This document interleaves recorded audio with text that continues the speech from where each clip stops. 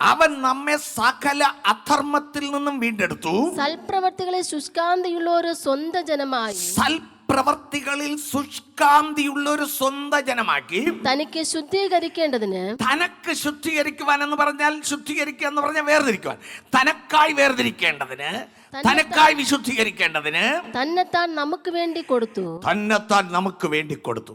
അപ്പൊ തന്നെത്താൻ നമുക്ക് വേണ്ടി തന്നെ തന്നതെന്തിനാണ്? നമ്മെ തനക്കായി വിശുദ്ധീകരിപ്പാൻ.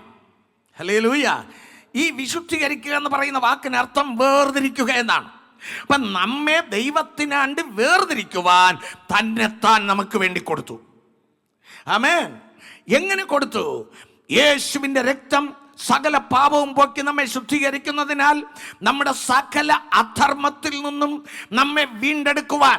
നാം അധർമ്മികൾ, നാം പാപികൾ, നാം തള്ളപ്പെട്ടവർ, നാം നരകയോഗ്യർ, നാം അഗ്നിയും ഗന്ധകവും കത്തുന്ന പൊയ്കയിലേക്ക് തള്ളപ്പെട്ട നിത്യ മരണത്തിന് വിധിക്കപ്പെട്ടവർ.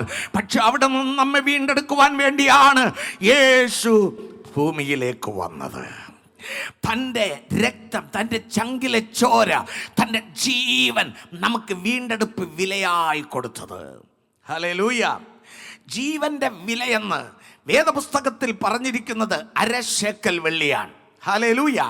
ഇസ്രായേൽ ജനം അത് ദൈവത്തിന് കൊടുക്കണം. അങ്ങനെ അത് ധനവാനും ദരിദ്രനും വ്യത്യാസമില്ല. ധനവാനും കൂടുതൽ കൊടുത്താൽ പ്രയോജനമില്ല, ദരിദ്രൻ കുറച്ചു കൊടുക്കാനും പാടില്ല. അതിൻ്റെ അർത്ഥം എന്താണ്? വലിയവനായാലും ചെറിയവനായാലും ഏത് ജാതിക്കാരനായാലും ആമേൻ, ഏത് അധികാരിയായാലും നമ്മുടെ ജീവന്റെ വില ഒന്ന് മാത്രമാണ്. കൈകളെ ഉയർത്തി ആമേൻ പറയാം.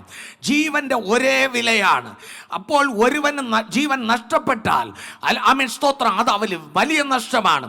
ഒരേ വിലയാണ്. അപ്പോൾ കർത്താവായ യേശു ക്രിസ്തു ആ ജീവന്റെ വില താൻ കൊടുത്ത് നമുക്ക് നഷ്ടപ്പെട്ട നിത്യജീവനെ വീണ്ടെടുത്തു തന്നിരിക്കുന്നു.